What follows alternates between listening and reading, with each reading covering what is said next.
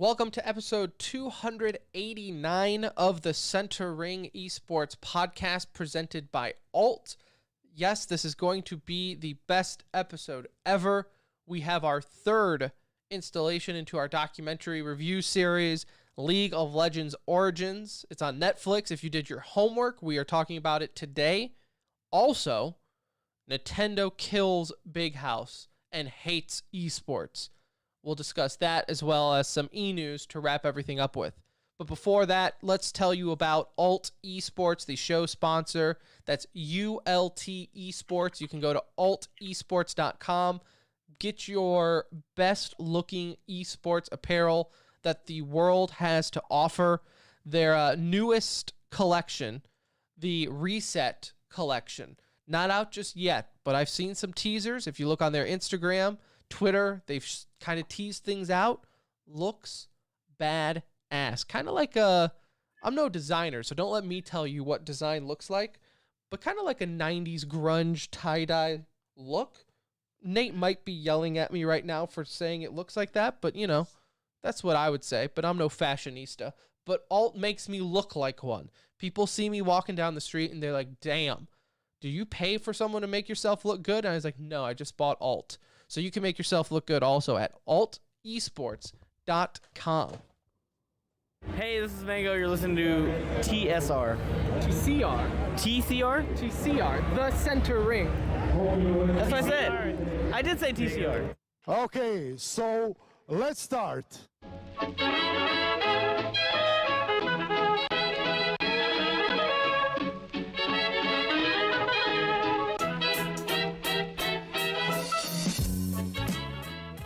Hello, everybody. Hello, and welcome back to the Center Ring, aka TCR, aka TSR, aka your favorite esports podcast. Episode 289 coming to you live and or pre-recorded from an undisclosed location, presented by Alt.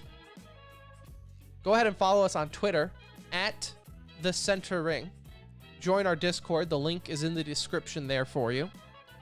Our website, tcr.gg, soon to be back up. So I'll tell you more about that in just a moment. And everything else you need to know at the Center Ring on Twitter. My name is Tim. I'll be your captain for this journey into esports. And alongside me, as always, is my best friend, my brown friend. It's Anuj. What's up? Officially a League of Legends podcast. Official. We've had a lot of League talk recently. It's been pretty cool. Some people say we're the number one League of Legends podcast. Some people say, you know what? When I need League of Legends info, I go to the Center Ring. Like when I need to know who won or lost, and that's all I need to know. Just Worlds, right? Ring. Yeah. If Yeah. We have a very niche League audience. They're the League fans that only care about who won or lost Worlds, and then the betting odds that going into it. That's it. Very niche audience, but our League audience loves it. Absolutely. We mentioned Cloud9 a few times this year. They were undefeated for a while there. They came up. Cloud9 news. When G2 loses big, we'll bring that up. But very niche League audience.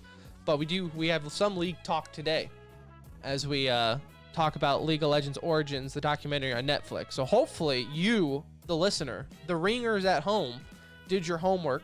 You had an extra day because we are a day behind. Because you know what? Sometimes as a gamer dad, Anuj, you just don't get to do what you want to do when you want to do it. I was risking my life yesterday, Tim. I was on a 24 with the kiddo all by myself running solo. And not to say that I can't do it. Obviously, we're able to do it. It's just It's the stressful. nighttime gets a little stressful. Yeah, for sure. It's a layer for those at home who don't have kids. And I don't want to sound like this parent, this adult, because when I wasn't a father, I hated people like this. But until you have kids, you truly don't understand the anxiety you have when you're at home and all you want to do is sit and play a ranked Valorant match or do a podcast, but you're the only one home. The mom, the wife, they're gone doing something, working, whatever, having a night out. So you are on baby duty. And it's just like, look, he's sleeping now. But at any moment, and it's really not at any moment, it's as soon as you jump into that ranked match, they know. It's a very planned attack on their part. It is like, oh, you just started something, you can't quit. Guess what? I'm awake. And you're like, And I don't want to get too detailed. We just transitioned what he is sleeping in, so it's it's been a fun couple nights and him getting used to it, but it's getting better. It's getting better. Each day he gets a little bit more used to it. So that's all you can ask for. Yep. All you can ask for. I also had another gamer dad experience today, as I had the day off of work. So it's actually kind of worked out nicely. So my second kid, Clyde, he is due January 27th. And so I have worked it out for the remainder of the year with holidays and time off for my normal full-time job. I have one day off every week for the rest of the year. You didn't do like all Fridays or something? I mean, some I can't because it's just with the holidays they're taken and whatever. Yeah. But I do have like 3 Mondays off in a row. That's solid. So it's pretty awesome. It but is. as you know, because you were like, oh, how was your day off? It's not like what it used to be. Like my days off are honestly more busier than days that I'm working. It's like before child, it's just, oh, I have a day off. I'm going to sit, order pizza at 10 a.m. and just eat that and play games the whole day. And now it's like I got to get up at still 7 o'clock. I do like 3 loads of laundry. The honey-do list pops out at that point. Like I fold like half of the laundry. The rest are just sitting on the bed. I'll just pick out from the pile when I need it. Yeah, dishes, the honey-do list, the shopping, more laundry. It's just, it's a different life. The gamer dad life. It's different. Not that I hate it. I don't hate it. I love it. I wouldn't trade it for the world. But it's different. But you would trade it for a day off sometimes. I would, yeah. I mean, look, I'm not saying I would trade it forever, but if you want to just take my kid for like a weekend and promise not to kill him, then yeah, we'll talk. If you want to know what my life is like, you can have my kid for a day. We just need COVID to go away, because our fun and entertainment comes from going to these events and sharing those experiences, and I'm really really looking forward to going to some event where I feel too tired and too old at times. I'm really looking forward to like getting back out there, and especially the ones where we get to travel. Those are always most exciting and create the most unique experiences. But we just need COVID to end, because that's like kind of our built-in excuse. Hey, we're doing something good with our time too. Yeah, it's okay. You don't understand, babe. I have to go to this Counter-Strike tournament. Well, can't you just watch it at home? Yeah, but the listeners need us there. The listeners. There's only 245 more this year. Right. So. Well, do you know how long it's going to be? Well, it could be like 4 hours. It could also be 14. So I'll let you know. And you know what? Sometimes the joke's on us when you go into like the media area and all they have are like a bottle of water and cookies for the whole day. And you're like, oh God, it's going to be one of those days. It's going to be one of those. Okay. We'll be making the fast food run in about an hour. Yeah. We'll figure this out. Yes. Can't wait to go back to actual events. And the documentary that we watched made me miss it even more. Yeah. So let's discuss this, our 3rd part series. We reviewed the Smash Brothers documentary, which I think is called The Smash Bros. Mm-hmm. And then we reviewed a Counter-Strike documentary, which I honestly don't remember the name of because it wasn't that good. I mean, it was like, yeah, you didn't get nearly the level of depth that we got from the Smash Brothers one, and I think that was a tough one to follow up for any of them. Yes, and we'll rank them. We always grade them and rank them when we're done talking about it. Yeah. But the 3rd part of this series, I think, is going to be a winner. It was a good one. Yes, it brought back faith in esports documentaries for me. So we did League of Legends Origins on Netflix. And I'm sure you can find it in multiple places online, torrent it, whatever. So I'll go. It's League of Legends Origins, released October of 2019, so just a year old, so still pretty new. Directed by Leslie Erwix is how I will say her name. I might be butchering that. For the most part, it followed or it interviewed the founders of Riot, the creators of League of Legends, Brandon Beck and Mark Merrill, and it kind of just went from the beginning to now. So I don't know how you want to, did you want to go in order of the doc? Did you want to just kind of bring up talking points? I really don't care either way you want to go. Yeah, I mean, there was like a lot there in a short amount of time, right? Because it's only like an hour. It's only like an hour and a half, right around there. And it does. It goes through the rise of League of Legends, the community, kind of a behind the scenes look. And so I'm kind of okay with maybe just going in order to make it easy for people to follow along. If you didn't watch it yet, then you can kind of follow along with this conversation next time you do check it out. But we can kind of run down a general front to back, I guess you could say. Yeah. So, I mean, obviously at the start where League of Legends got its feet, right, was kind of piggybacking off of the concept of Dota, which at the time, and I don't think people brand new to the scene know this, but Dota, because it was actually kind of funny, because I was talking in Discord with listeners, and they were asking, like, oh, what do you think the new, what do you think RTS has to do to come back, right? Because we were talking about the new company with Blizzard, or the branch off of Blizzard, right, that split. And someone suggested, well, why doesn't anyone make like a MOBA RTS? And I was like, isn't that kind of how MOBA started? Was a mod for for Warcraft. So it's kind of like, oh, we've come full circle. We've come full circle now.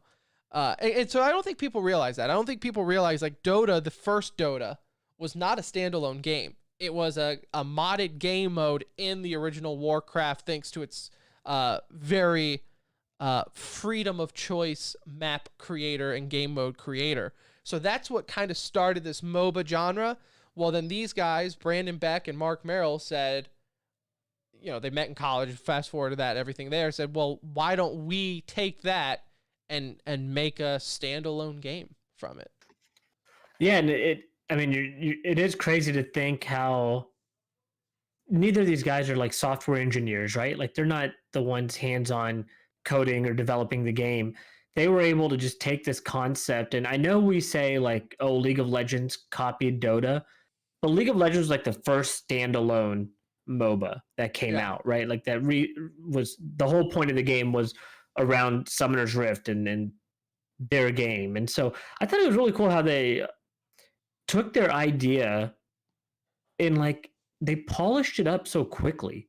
Like, it's not like it took them years and years and years to like, which you kind of hear with a lot of these stories, right? Of people building up a game or a gaming company. There's just like sometimes 5, 7, 10 plus years go through. They took this idea, they ran with it. They were two kids that were gamers also. And I say kids because they were, in college when they started all of this. College age. Yeah, just ran with it and have grown to be the biggest esport in the world, right? I mean, I don't even think it's... What's kind of funny is, like, I remember, like I said, because I remember playing Dota. I remember playing League in the, like, beta stages. And I guess I just have, since not playing it, not necessarily watching it a ton throughout the years, you just forget. And even though they just had their 10th anniversary recently, how fast it has picked up from when it was, you saw in the documentary, just a very rough looking project. They've even said, like, our team was full of just really ambitious young kids, some learning to code as they're making the game. For the most part. Yes, interns. And like, so you would think now you have these companies, AAA companies, paying millions of dollars to create these games and think of something new. And here was Riot I would almost have to imagine it would be like me trying to design our website, where it's just like every time you want to code a new line, you're like Googling, okay, how do I make this armor blue? Okay, all right, this is the code for blue armor. And it's like, that's almost how it started. And to see how fast it took off, that's what I think. And like I said, even for me, it's just, you forget how fast it went from being a game of an expo at DreamHack, right? Where people were lining up to think of all those games, like when we go to these conventions and you see these games off in the expo center area and you're like, oh, do you want to go play those games? And you're like, no, I don't give a shit about those games. Like, those are early alpha, no one cares, the game's probably going to not go anywhere type of games. League of Legends was that game. Yeah, I mean, it was, and it showed, kind of goes into, it shows the video of how it started off and how rough around the edges it was and how bad, like, the server problems that they ran into were, and how their solution to it was to involve themselves more with their community, right? Like, that was the solution that they had, because they couldn't fix things overnight. Like you said, it was a team of new up-and-comers that really didn't know the game industry that well, to fix everything. And their solution was, hey, let's like be more involved with the community, give proper updates. And they made the right business decisions that allowed this game to still have a chance after a rough start. And that obviously was when they discussed the whole free-to-play model, and how they took a model that was notoriously known for being really shitty in terms of pay to win, or there's always something, right? Like, anytime you play a free game, you kind of always assume in the back of your head, there's going to be something here that's going to be advantageous to somebody that has more money than me, or At whatever, some willing to point, spend more. Whether it's mid-game, end-game, at some point, you're going to run into that paywall where you're like, this is when I drop $300. Yeah, this is it, right? And you see that with so many of them. And, what was his name? I even wrote it here in our notes because I wanted to give him a shout out. Most important person of their business or business making decisions, Steve Feek. Because this is the guy that basically said it didn't feel right to pay to change abilities, like the way the abilities damage. And the example that they talked about obviously was Annie being a fire caster going into a snow or frost or whatever, how it could change the abilities. And he said it doesn't feel good to make that like a pay aspect, right? Like, if we're going to do that, we should just put it in the game and do it that way. But him kind of drawing that line there and saying it didn't feel right, and then going just to like cosmetics and riot points to unlock, characters, that's really where the money is. It showed that doing it the right way can be just as, if not more profitable, than having to put in these pay to win mechanics where your game is now dead after 2 years, but you made a ton of money up front. You did what you wanted to do, but you no longer have a game that's viable. And for them to be doing it over 10 years, it just shows that a lot of the business decisions they made early on were like game changing, not only for them, but like for our industry. Because now free to play doesn't always have that negative stigma, right? Like you saw with Fortnite. It's funny because we talk about how games almost have to be free to play now, right? Like, if you want to be a top tier esport, at some point, not necessarily at the beginning, but at some point, you have to have a free-to-play version or access at some point. You have to have that for the game, because you're right. It is almost thought of to be now where it's like, you want me to pay $60 for a game?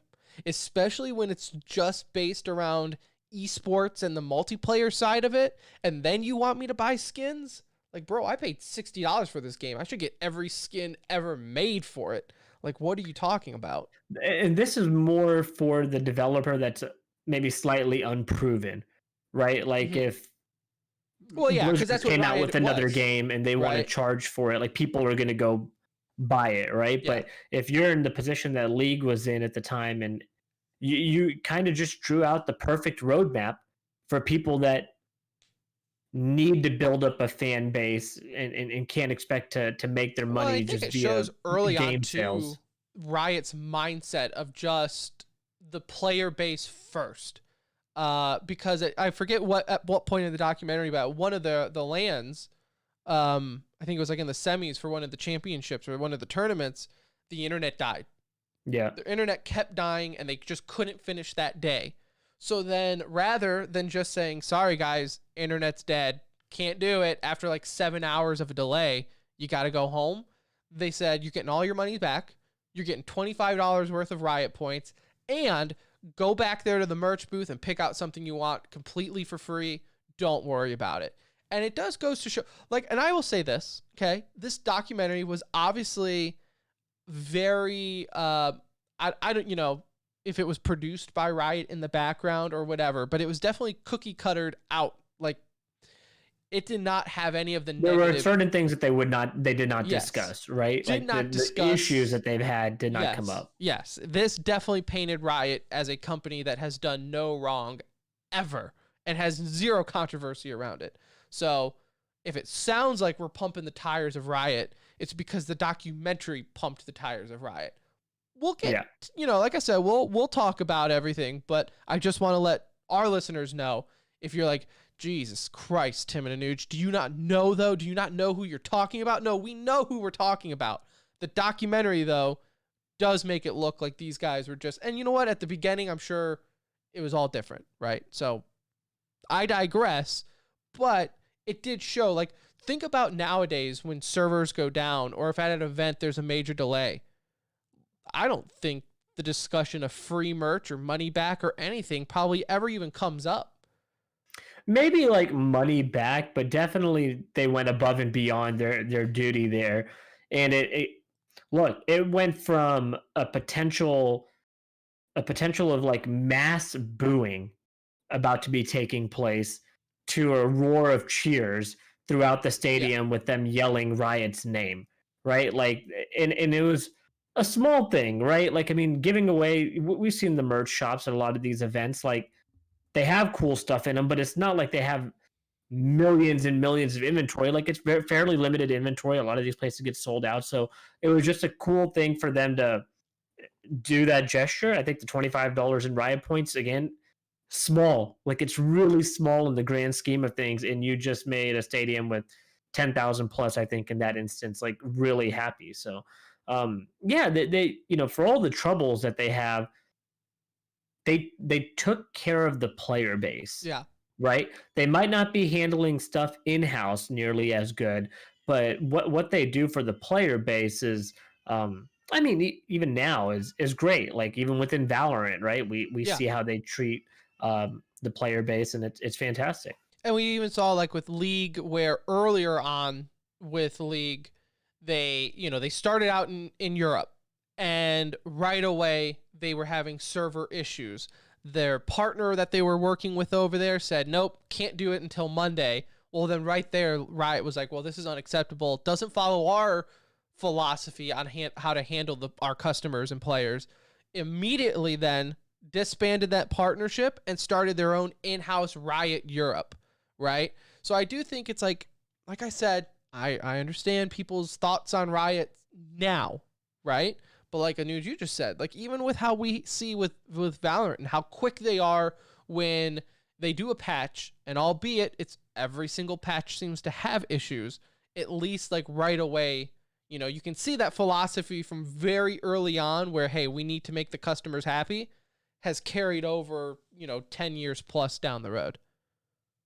Yeah, it's pretty evident that they know how to take care of their player base. Like, it talks in the documentary about, will they ever make another successful game, or that comparing? Was kind of funny this now. was like, pre-Valorant, so we've kind of gotten a chance to see that live in action. And although it's very early in Valorant's lifespan, there's a lot there to lead you to believe that that's going to be a successful esport too, right? Like, they didn't release a bad product at the very least. You know what?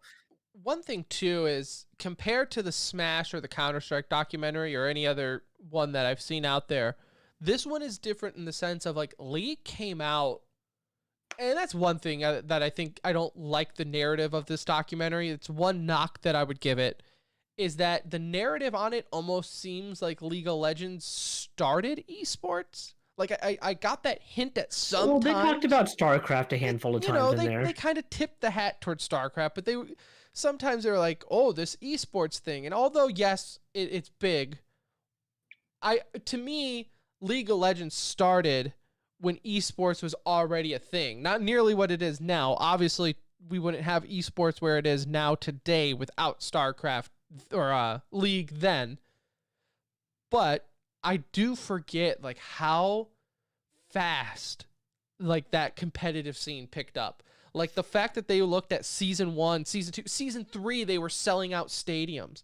Like it I chuckle because I think how quickly we forget like it is possible. Like how with Overwatch League or any new game, right? Everyone's like, whoa, already starting a league, are we? Like, oh, think your big shot's hosting a big tournament, are we? But it's like, bro, look back at the roadmap. Riot was doing it with League of Legends early on. They were selling out stadiums. They were selling out full-on seasons and things like that. By season 3, they were having their model set up. So it's just insane. Like, and it's funny because you were talking, like, you're watching the documentary, and Brandon and Mark are like, yeah, we had no idea what we were doing and if it was even going to work. But it's like from the outside, you're like, oh, these Riot guys, they have the roadmap. They got it nailed down. But behind they know the exactly scenes, what they're doing step by step. But behind the scenes, they're like, God, we just hope people show up. We just hope people show up. Yeah, no, I did chuckle at that.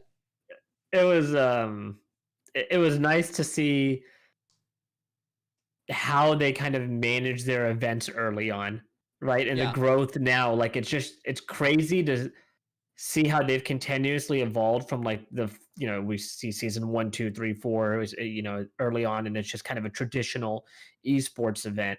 And then how it turned into this spectacle, right? Of when they started going to LA, and then it went to Korea, and then it went to Germany.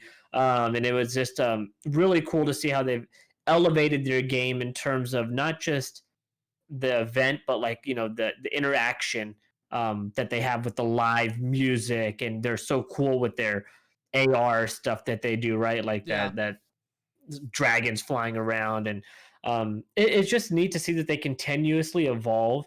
And yes, they're one of the pioneers, you would say, right? They're not like the first to do any of this, but they're also one of the first that their game is so global, like unlike any other. Right. It's just so rare to see that. Like even StarCraft was like really dominated by the Koreans, and there was kind of everybody else. And obviously there was like a big American scene. Like they're the first to really sell the esports side outside of just its community, Like StarCraft and everything was all based in Korea heavily. Counter-Strike, as we saw in other documentaries, was still very Counter-Strike niche, right? This is the first one where it was like, hey, we're going to be at the Staples Center because we can sell it out, right? News was talking about it. It wasn't like, hey, your kids might be playing a game at a LAN center. It was like, no, they're selling out stadiums. People are traveling across the world. And I do think, even though the documentary made it seem like they didn't, like, oh, I had no idea this was going to happen.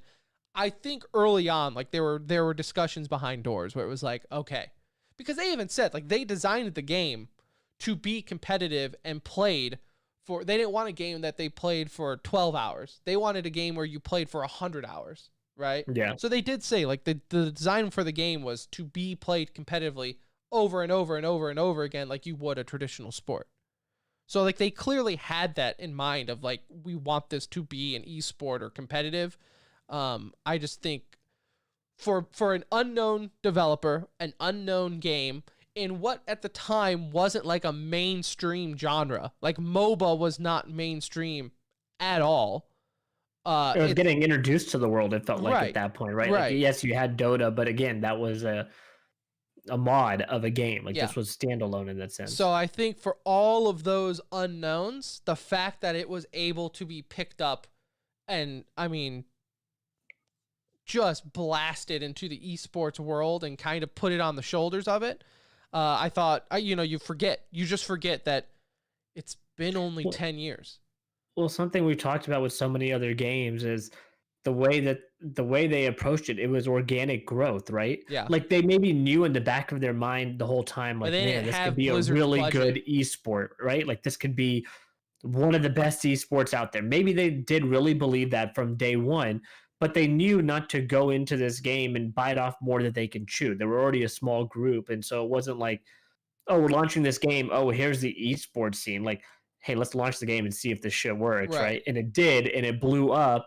And they talked about one of the first DreamHack events or something, and they were just hoping teams were gonna show up to play, and it was just kind of they did it the right way. Again, it was organic growth, and it shows now in their scene, like the fans that we saw, how authentic. I mean, like they were diehards. Now they know how to choose the right fan for these type of interviews for sure. Nerds, right? Like, nerds. Oh my god, this is exactly Anuj. I put on the documentary. Okay, within seconds, my wife is sitting on the couch next to me. I was like, "Hey, we gotta watch this for the show." So she's like, all right, whatever. And immediately was like, what the hell is this? Listen, League fans, this is not directed at our listener League. I'm sure our listeners that are also fans of League they fuck, right? Like they are super cool people. I am not including them in this discussion. That being said, that is exactly why when I have to introduce my non-esports friends to esports, I direct them towards Call of Duty or Counter-Strike, right? Now maybe Valorant, but I know that if you watch football and basketball and hockey, you got to check out esports. Oh, what should I watch?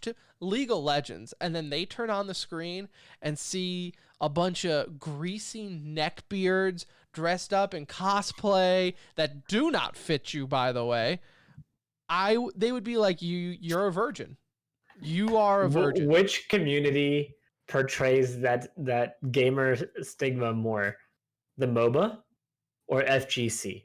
Like who would win that fight? Oh, MOBA, 100%. FGCs, they're basement nerds in the sense of like all they want to do is focus on fighting in that particular game. And they'll probably skip a shower or two to do it. But MOBA nerds, they will like, I think it's on a whole nother level. Yeah, I mean, I guess League has done that, right? Like League has elevated them to another level. But they like you said, in the documentary, they really know how to pick out like the right people to fit the gaming. Yeah. There's nothing look, there's nothing wrong with it. They're diehards and they love the game, and it's like, but I've been to events. It's just if you show that to somebody that has no contact with the gaming world, that's exactly what they would picture a gamer to be like.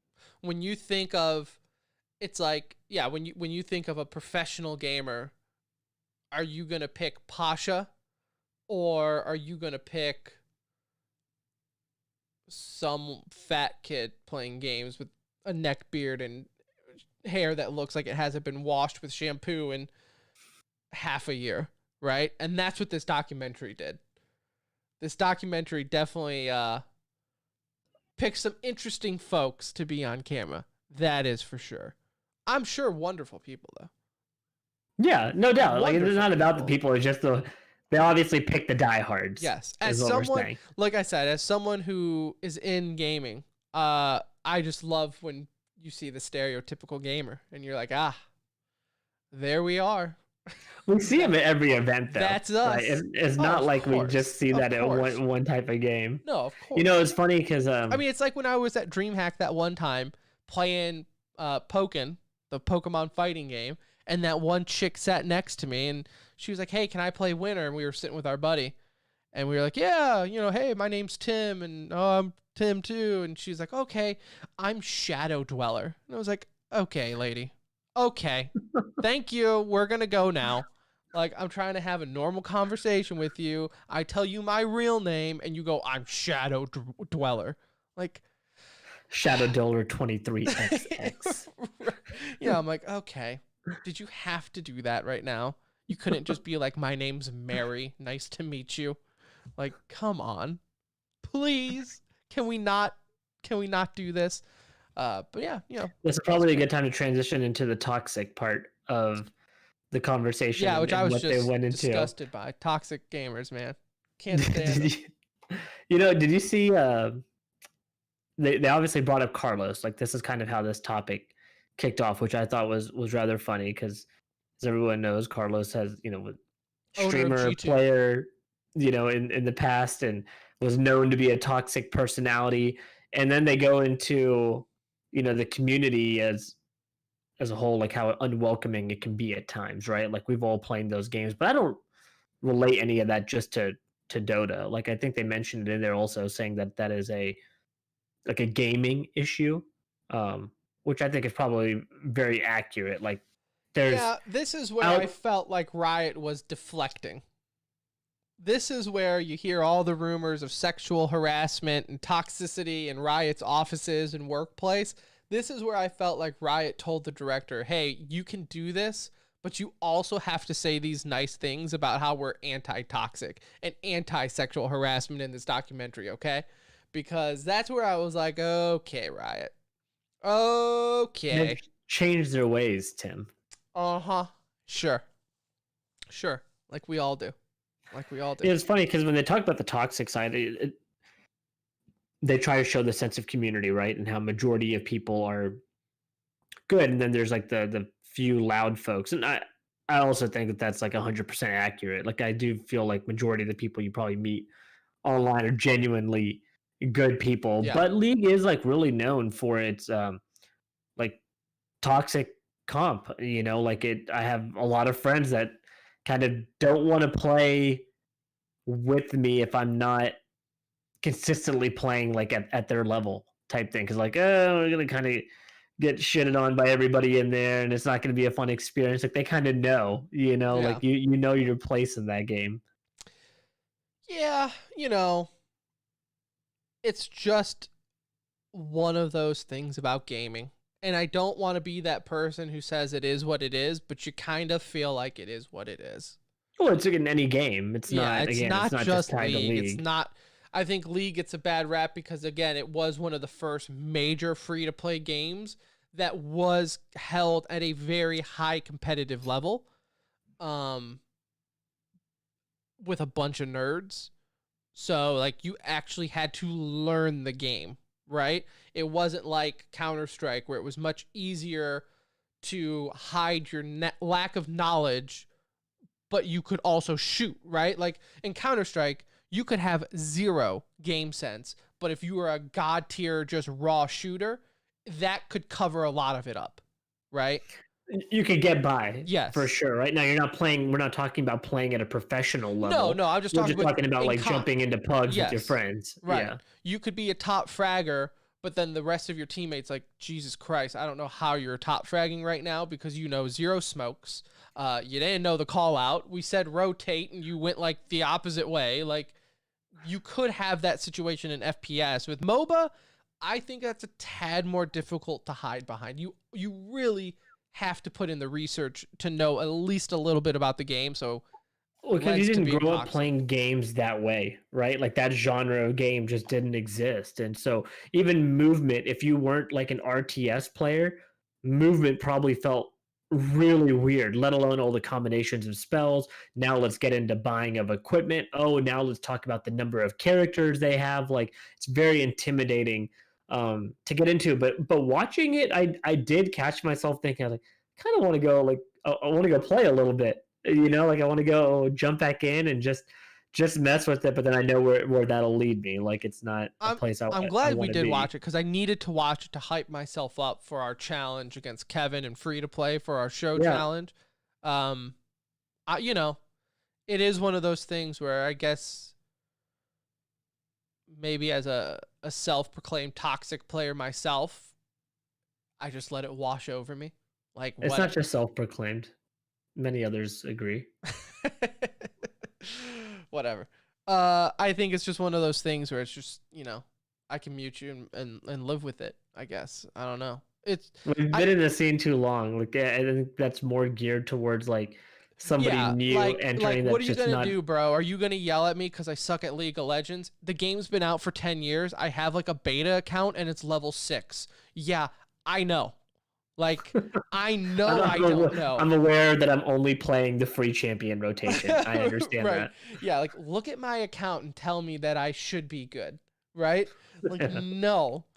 I know I suck. Thank you very much. You're not telling me anything I don't know. So they could talk shit to me and I still wouldn't know what they're talking about. Like, oh, you were supposed to go jungle at that moment. Like, okay. I guess lesson learned. So I did, I guess that's where I felt like it was a little catered to Riot. Then they went into like this weird Twitch thing, which I didn't care at all about. Yeah, I don't know if that was like some deal that they had with Twitch to promote them in Like- that scenario where they had like Pokey and Scata. Yeah, I think they just I think, randomly like, come on, talked and about just, like- Twitch. I'm like, I don't. And it was like not even like high level Twitch. They were like explaining to you what streaming was. And I'm like, this is a League of Legends documentary. I assume people watching it knows you don't have to spend 10 minutes explaining what streaming is. They explained more what streaming is rather than the actual game, honestly. Yeah. Like if you went in watching that and you didn't know what streaming was, you would come out of there knowing what streaming was. If you didn't know what League of Legends was, you would just know that it's a game. Like you don't really understand them. They didn't explain mechanics or like intro anybody into the game. I don't feel in there. No. Yeah. So that whole Twitch part was kind of odd, forced. Towards the end, I did like how they like gave Faker his due. I was kind of wondering when and if that would come up because they talked about esports a little early on, and then they went away from it and started talking about the toxic stuff and the streaming stuff, and then it kind of bounced back around back to Faker's run over his several year span of dominance, and it did like I do kind of wish I experienced that more, right? Like I knew who Faker was. Well, I experienced it. He sucked. But I didn't watch like a ton of League back then, and it was just crazy. A, cool that they gave him his dues. B, I thought it was kind of neat to see some of that stuff for the first time. You know what they didn't put in the documentary though about Faker? About how the first year I actually decided to watch League of Legends and put money on it, everyone told me put money on Faker because he's a god, and then he shit the bed, and he sucks. They didn't put that in the documentary. You caught him like in his twilight years. You also came in at the end of this run, right? You're talking about last year, right? Yeah, last year, 2 years ago, whenever that was. Yeah, not this past one, but the one prior. It all just runs together because he's so bad. It's just every year was terrible. Blame your shitty friend. I will blame Kevin. Kevin was the one who told me, even though he did do really well this year. He came through this year. Yeah, he came through this year. He So redeemed himself. overall, good documentary. I would think worth your time. Fast forward through the Twitch stuff because it adds absolutely nothing to the documentary, and you'll save yourself 10, 15 minutes. It will make you want to shower afterwards. And I thought it was overall good. Not better than Smash, but better than CS. Production-wise, for sure, number one. Well, okay, yeah, Like, production. quality-wise of the documentary, like you come out of there feeling like somebody paid to make this, Yes. right? Where the Counter-Strike one and the Smash Brothers one is like as if Tim and I were putting a documentary together back in the early '90s. Like both of those documentaries And that's the best are way. significantly older than this one. So production-wise, this was by far the best, and just kind of overall quality was just the nicest. But I would agree with you. The Smash Brothers was so in depth. It's really going to be hard to topple that. Like if somebody wants to bring apart whatever is our fourth part of this series, if you think you have something that is like the best of the best, like I would love to see something try and compete with Smash, because I have a hard time believing anything will. It's just Smash captures the essence of what it was playing competitively back then, right? Because that's one interesting thing with this documentary is like League might be the first successful esport that really didn't have a grassroots program. You know, although it was very community heavy and like they didn't do big advertising outside of the game and things like that, it was still like Riot was always heavily involved even from the beginning. And that was by choice. Like like we even talked about, they wanted to be involved. That's how they felt like they could operate at their best, was being involved with their player base, which, is true. But like they didn't have that grassroots of, oh yeah, the pro scene started out in this guy's basement back in Wyoming, or whatever. I don't know why I picked Wyoming. I don't think anything starts in Wyoming, but, whatever, right? Oh yeah, it started out in this land center in New York, and that's where the first pros really got together and launched this little tournament that morphed into this, and then Riot got involved. There was none of that, right? This really... And I don't know if the game started off grassroots, not the esports kind of the game was at a point where it was ready to explode. So yeah, but the game was a grassroots game. Well, yeah, and then just like through and through, right, from when it first started. So very interesting to see. So I think I gave like Smash like a 9.6. I would have to give this one like an 8.8. Still very good. What did you give Counter-Strike? Do you remember? I think I gave Counter-Strike like a 4.8 or something like that. It was like a 4.3 or something. It was not good. Okay, so I'll give this one like 7.5. 7.5, yeah. Yeah. And it was good. It was like it was good. It wasn't Maybe bad. 8.8 It didn't like 7.8. It was just an origin story, right? So it was really supposed to just kind of walk you through. I'm looking for maybe a little bit more of a deep dive into the esports side. It touched the surface of a lot of things and didn't go into anything. Yeah, like there were some things that they were talking about that I wish they would have just kept talking about, right? Like just hearing about how it all started for them. Like that story could have been a lot longer, but they gave you the snapshot points of it. And so a shorter documentary, like I'm okay watching something that's 3 hours long if it's informative and I'm enjoying it. But on the shorter end, so I'll say 7.5, 8, like right in that range. It was good. It's worth a watch, especially if you like League of Legends. It's worth a watch. But if you're an esports fan, I think you would enjoy this regardless. Yeah. Yep. So League of Legends Origins, it's on Netflix. Go ahead and check it out. It's worth it. It's worth it. Will it change your life? No, but it's good enough. Now let's talk though this other big story that actually just happened a little bit ago today. I think I'm coming through your headphones again. Your boomer headphones volume is bleeding into your mic. That's crazy. I actually have it turned down like 50% right now. Now it's 40. So the other breaking news that happened a little bit ago today, which we want to talk about, we were just talking about like how good the Smash documentary and how it just made you feel all warm and fuzzy about the Smash world and how far it's come and everything like that. Well, it all came to a crashing halt today, Anuj, as Nintendo decided to murder Smash Esports and Big House. So Big House was scheduled to happen just in few weeks here. December 4th through the 6th, the 10th Big House event, which was being called Big House Online. I don't know if they were officially calling it Big House 10, but Big House Online. Online Melee, Online Ultimate. For all intents and purposes, it was going to be the one big Smash event for the year. Obviously, with Corona, doesn't do Smash any justice. But because they've had this new online service, Slippy, that they're calling it, they were like, yeah, we can do this. We can have Ultimate online on decent servers. We can have Melee on with pro-approved servers, as I call it. And we can do this. Well, that was until just a couple of hours ago when Big House announced that they have gotten a cease and desist order from Nintendo themselves to no longer host Big House Online. You cannot do it. And in fact, they primarily stated it's because of Slippy. So I can actually read you the tweet here. So this is from Big House. It says, the Big House is heartbroken to share we received a cease and desist from Nintendo America to cancel our upcoming online event. We are informed we do not have permission to host or broadcast the event, primarily due to the usage of Slippy. Sadly, all of our competitions are affected. Yada, yada, yada, refunds and all that will be issued.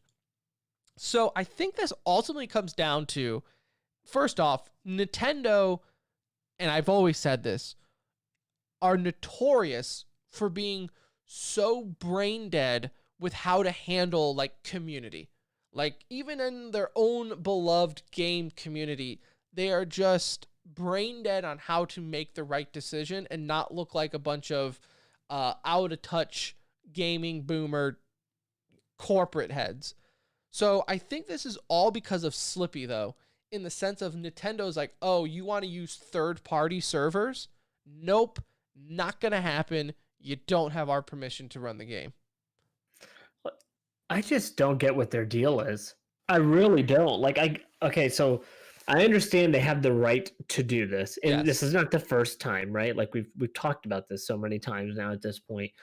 But for them to do it because somebody else is providing a service that you are unable or unwilling to, and that would be good, stable servers for online pro play. It just kind of blows my mind. Like I don't understand what these discussions are like in Nintendo's headquarters. Like what are they fearful of? Is it just a hatred towards the competitive Smash scene? Because that's what it feels like, from my perspective. Is it's just you have now recently the Smash scene has not helped their case, right? Like if Nintendo really wanted to distance themselves from Right. them and did it now, like that would make more sense. But this has been like years of the same thing that maybe they've known all along what the Smash scene had going on, in some of these events. Not all people, right? Not everyone. It's just it ran rampant in some cases. But I just don't understand the decision making, especially this close to the event date. Maybe Big House didn't give them that information early on, but it seems unlikely with how long Big House has been doing it. Like they must have a relationship with Nintendo. You would assume that's pretty good for them to be hosting these events for 10 years now. But this is just another, like, I want to say blow, but they've been beat up so many times that I'm just curious where like the pros' heads are at, and where the fan, what is the fan thinking? Like, man, like every time, and this is a service that is, like I said, supposed to make it better. Like it would be a more enjoyable experience, not only for the players, but for like the viewers to not see interrupts and disconnects and whatever else. And Slippy has been around as being used as an emulator in the emulator scene for a long time. So it's not like they're even new in that sense. It's just disappointing. Like, again, I would love to know what these conversations really are. Like, what is the reasoning? I know you're saying it's Slippy, but like, it just makes you believe there is more. And I honestly don't think it is. I think it's just Nintendo. Nintendo has been, I mean, hell, for the longest time they haven't liked Smash. First off, I mean, this isn't the first time they've done it with Smash to say like, hey, you can't broadcast it, right? They've done it with Evo and then brought it back in 2013 saying, okay, never mind, you can do it for Evo. So it's not the first time. Nintendo has been on record saying they don't like the pro Smash scene because they feel like they play Smash in a way that they don't like it being played. They don't like their games being portrayed as like super competitive. They want it to be fun. That's something that's like, we've talked about that even like 100 times at this point. And it's like, okay, I get that. That's not how you wanted it to be played. Guess what? That's how it's been played forever now. Okay, regardless of what they've wanted. And look, I don't think Nintendo realizes that without the esports scene, I mean, and I'm not really, I'm over exaggerating, but maybe I'm not. 90% of your player base would walk without an esports scene. Like if esports was just never a thing for Smash, like how many people would honestly sit here and be like, man, Smash is just the greatest? Like how many people play Smash super casually?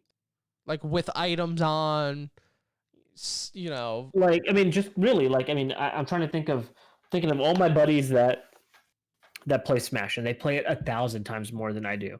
And why is that? It's because they know the leaderboards, they know how good some people are, they know how much better they can get, and like they strive to do that. They try to get better at the game, and that's because of the esports scene. You know, again, you're right. Like I don't think you're too far fetched when you say that without the esports scene, Smash is like not even close to being the game that it is right now in popularity. No, Like Ultimate it's just not. Melee doesn't matter. Smash as a game would not be nearly what it is. I will say too, one thing that you mentioned the player base, like where are the players' mindset at?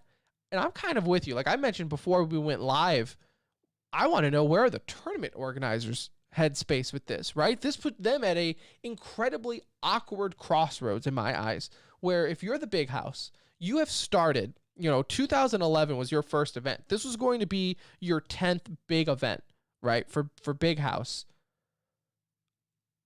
What do you do next year then? What if Corona's not here next year and you can go back to being, in a room back at LAN, face-to-face event, right? At a convention center. What do you do if you're big house at this point? Do you say, fuck you, Nintendo. We're not doing Smash anymore. We're going to go to another game, whether that's Vortex Rising, which is somewhat of a Smash clone or whatever, right? What if they just switch? And then the Smash community jumps on board because, they're like, well, Nintendo clearly not. So before it was Nintendo doesn't care about us, but they're just not paying attention to us. Now it's Nintendo doesn't care about us and they're shutting us down, right? Like it's one thing just to not get any love and attention. It's another thing to get smacked in the mouth. Like it's, Yeah. so I don't know where these tournament orgs, like, do you come back next year and just, bend the knee to Nintendo and say, hey, thank you so much for letting us realistically what's going to happen.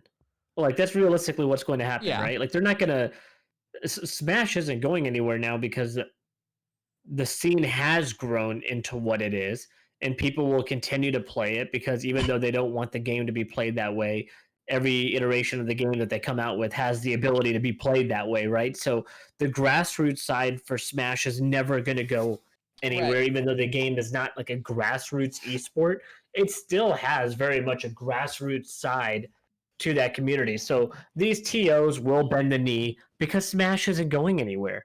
Right. Like, what are you gonna do? That's one of the biggest games in your genre, and you kind of gotta have it. Yeah. Like it's just and like gonna be part of the if you're lineup. big house, it's like it's kind of your legacy, right? Like you started out as a small grassroots event and now you've morphed it into this big thing every year. It's one of the biggest events for Smash every single year that even people who don't necessarily follow the scene religiously, it's like, oh shit, right? It's big house weekend.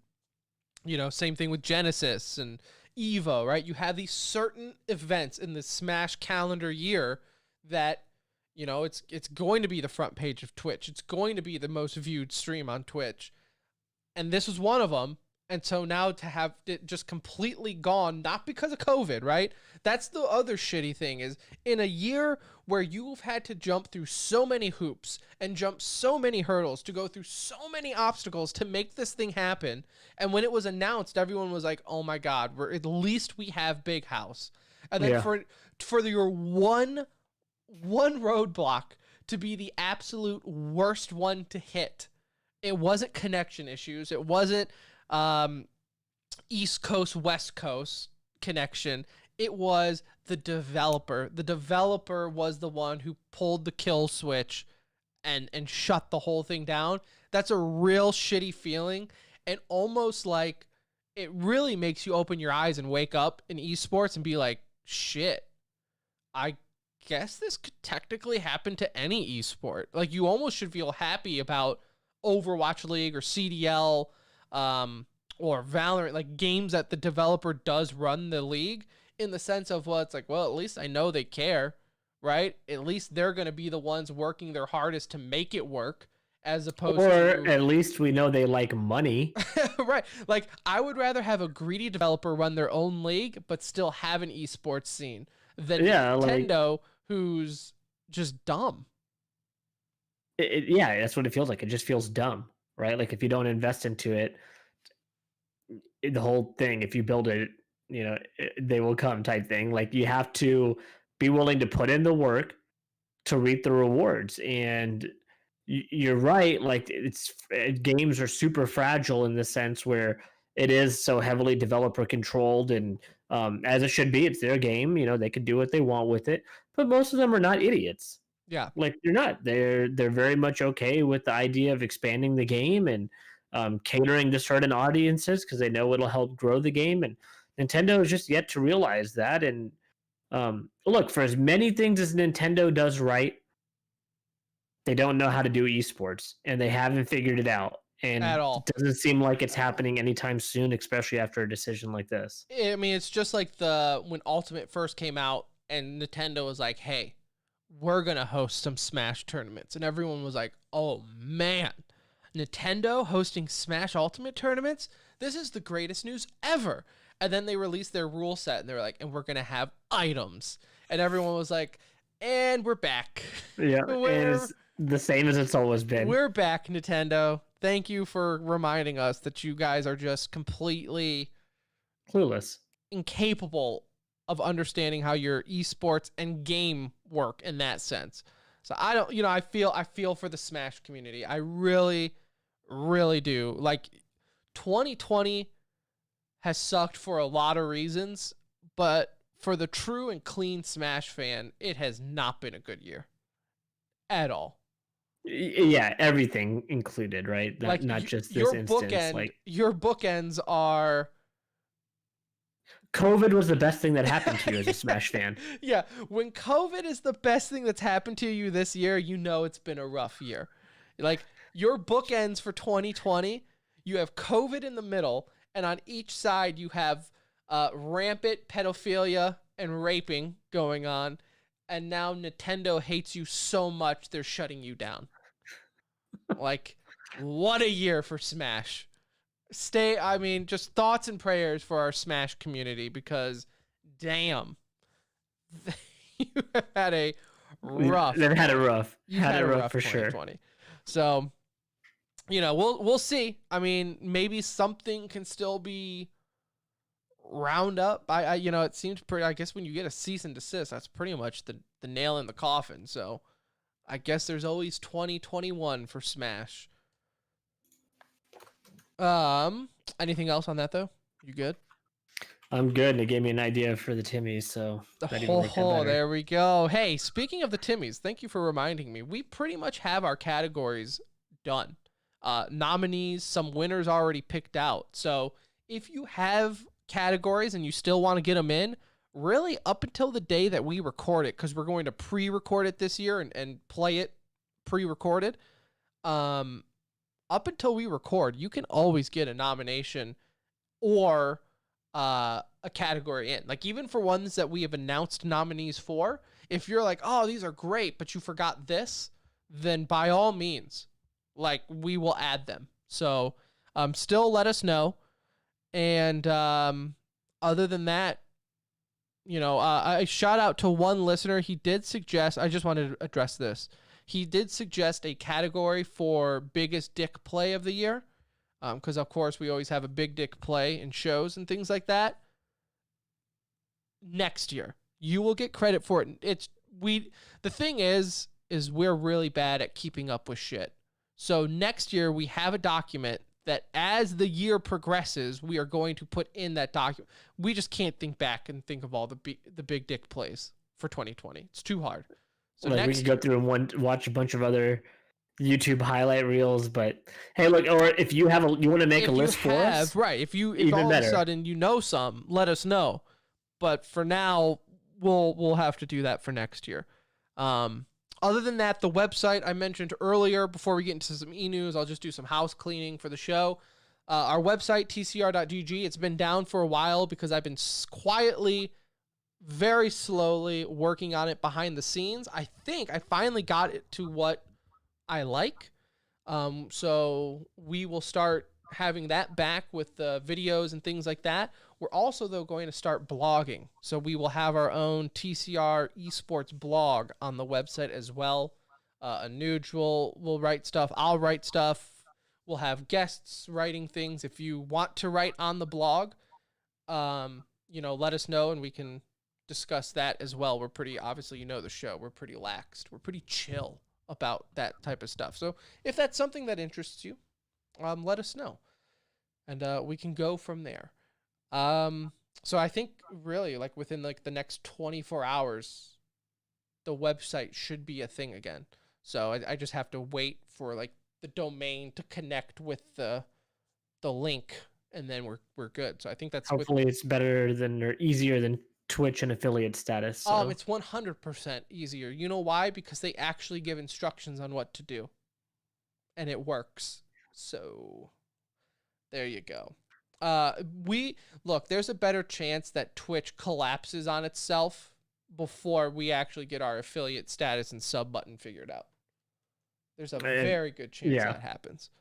All right. So there's some house cleaning. Just wanted to get to some of that before some e-news. Website and Timmy's coming along. As far as e-news go, we have Sergey steps down from ENCE. Sadix is on loan from SJ Gaming. I think Serge is what did it say? He was going to do military? Yeah, it was kind of weird. They said that he lost motivation for CS, so he's going to go serve his 2 years of military service. Because, over there they have the mandatory whatever. So. Well, if that's the decision, wasn't good for him to. It's a tough decision to make. Yeah, but I mean, I guess when you know. To make, so. Yeah. Reports are coming from Decay that potential Kerrigan to FaZe rumor would happen in March after his contract expires from Mouse. Believable. I mean, Mouse, the experiment with him and Mouse have been lackluster to say the least. So it would also make sense. I also think it would be really dumb of FaZe to pay his buyout at this point, because between now and March, not a whole lot happening, right? We're about to enter in this holiday season, which is notoriously slow for Counter-Strike until come February anyways. Unless you're just looking to get him on your roster and stuff, but nothing stopping him from playing some FPL and stuff with your boys to, And this would be a second stint, obviously, on him for FaZe, so he knows their org and played with Rain and all that. So not a if all you have to wait is 4 months, let it happen. I think it'd be a great move. It's something that they need desperately. So, and again, it's just hasn't been working with Mouse. So IM Beijing updates. G2 beat speaking of FaZe, G2 beat them 2-0, and Na'Vi beat Astralis 2-0, knocking them both out. So we're in the playoffs for EU and NA. These were the first two matches to go off today. I don't know if you saw the G2 game, Tim, but Nico started off the first half 4-17 and finished 31-25 or something crazy like that. I mean, absolutely went off, and then they were able to close it out on I think it was Mirage was the second map. And take that win, and that's always going to be an exciting matchup now because of the whole Nico situation. So Astralis also lost both games 16-9. It wasn't really that close. Na'Vi looked good, and Simple didn't have to be the star. I think Electronic stepped up in both games.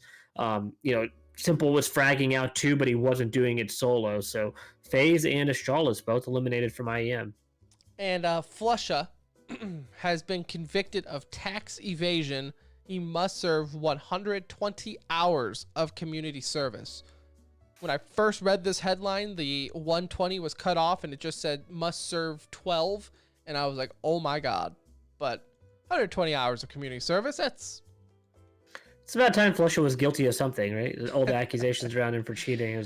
Maybe that's what it was. Maybe the courts were like, like Al Capone. We got you this time. Yeah. Tax evasion also got Al Capone, for those who don't know. So, Flusha and Al Capone. Who would have thought?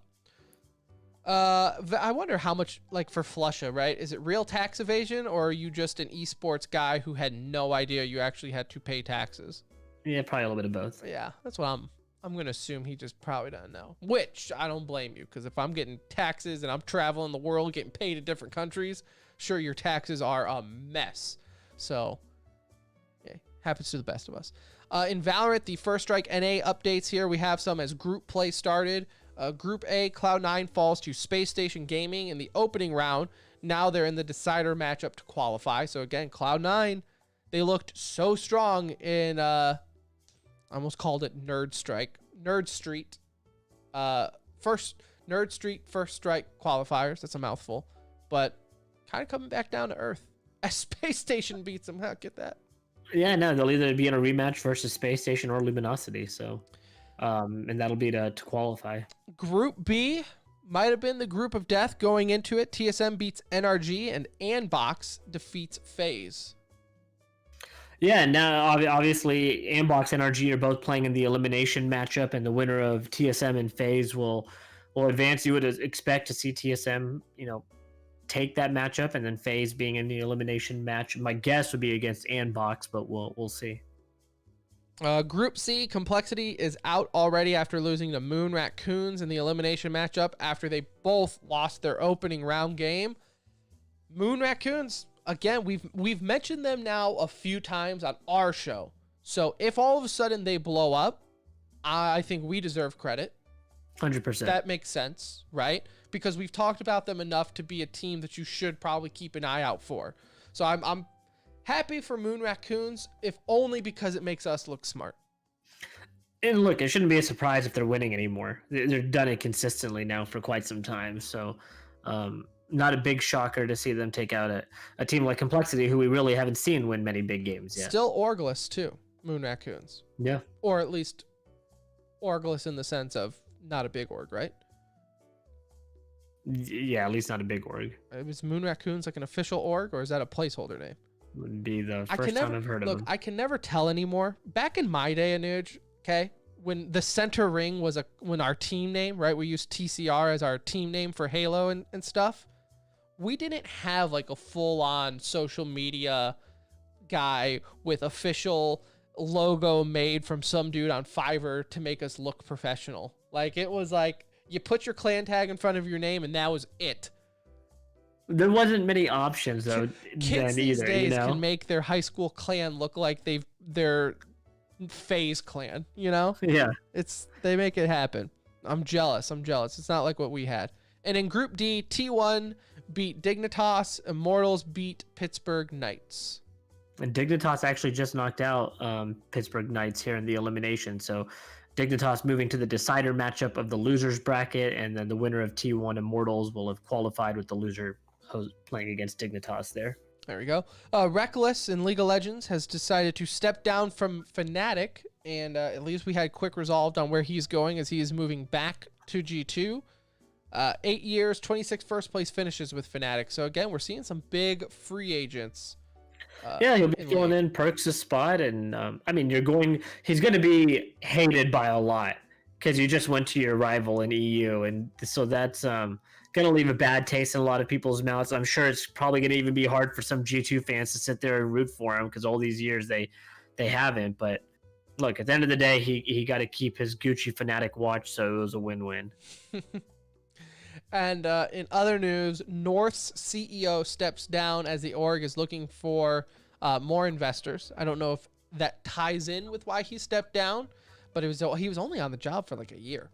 Yeah, not very long. No, not long at all. And I know he came from outside of esports. So, that also reminds me, one other funny thing about that Riot documentary is that they did mention, like, they brought in a guy to run their esports side that came from like NBC, and he wasn't an esports guy. And it makes me chuckle because what do we hear every time someone brings in someone who's not esports? Is like, oh, this is gonna fail. This is gonna fail. Well, okay, worked out for Riot. And last but not least, for other news here for eNews, follow up on a Yikes of the Week from last week. XQC has been banned for his quote-unquote stream sniping incident for Twitch Rivals, and pretty much everyone else that was involved. has been banned, had to forfeit money. Tfue had to forfeit his money from the event. We are getting way too serious about Twitch Rivals. If you are the type of person who looked at what XQC did and it was like, this is unacceptable in the world of video games, you are a virgin. Like, no ifs, ands, or buts. You are the guy where, you know, when in school, the teacher wasn't saying anything, and like right before class ended, you were like, hey, did you want us to turn in the homework? And everyone fucking hates you for it. You are that guy if you get upset about people, quote unquote, cheating on Twitch Rivals. And it's funny because, like, now because of your own event, you're banning one of your largest creators from your platform for a make-believe esports event where, you know, I know there's money involved. I get that. But look who's playing for the money. It's not like Tfue or, you know, Tfue, XQC is dying for the $5,000 payout that's going to come from Twitch Rivals. In fact, if you really want, if I was XQC or Tfue and I had to give up my prize money, you know what I would do? I would big dick Twitch and then donate that amount of money to someone, like to a cause, you know. But I would say, like, all right, I'm going to donate that same amount just to show you, Twitch, how much little I care about $5,000. Like, how much little I care about your stupid prize money. I also think it's kind of messed up to ban them from Twitch. Like, I get banning them from future Twitch Rivals, but, like, if I was XQC and Twitch asks me again to come on a Twitch Rivals, I'd be like, no. I'm good. In fact, I'm going to stream while you're doing Twitch Rivals, so no one watches your stuff. None of my talk viewers shit about Twitch Rivals. Yeah, none of my viewers will watch your Twitch Rivals, and I'm going to stream at the same time, telling them not to watch it. How about that? Okay, you don't want me to stream snipe? I'm not going to watch it at all. So, absolute joke. It's a celebrity softball game, people. Okay, it is Fall Guys. Chill out. If it's not Fall Guys, it's Among Us. Like, who gives a shit? Like, it's just chill out. It's Twitch Rivals. We are taking this way too serious at this point. If you make us bring up Twitch Rivals twice on our podcast, you know you're taking it way too serious. So don't make us bring it up again. All right, that will do it for this episode of The Centering, presented by Alt. Episode 289. It's done. It's in the books. Only like 5 more weeks away from episode 300. My God. So, can't wait. Can't wait. Where's the time gone? Where does that put us? Let me see here. I mean, it'll be after the holidays. Because, right? No, that'll be December 7th. Oh. We do 2 a week, Tim. You forgot? Well, I just didn't realize how, I don't know, time. Damn, Switch do something big for 300? We already got the Timmys We'll coming up. say we want to do something big, but let's be real. We'll put the show together 5 minutes Maybe before. we'll do a community night. Maybe our something big will actually be discussing what we want to talk about more than 10 minutes before the show. We'll figure that out. We have plenty of time. But for now, thank you for listening so much. Whether you skipped around or listened to the whole darn thing, love you all the same. We will be back Sunday night, talk some First Strike Valorant and what else is going on. Let us know what we should do for our next documentary review. League of Legends Origins on Netflix was great. Thank you for the suggestions on that. But for Anuj, I'm Tim. We'll see ya.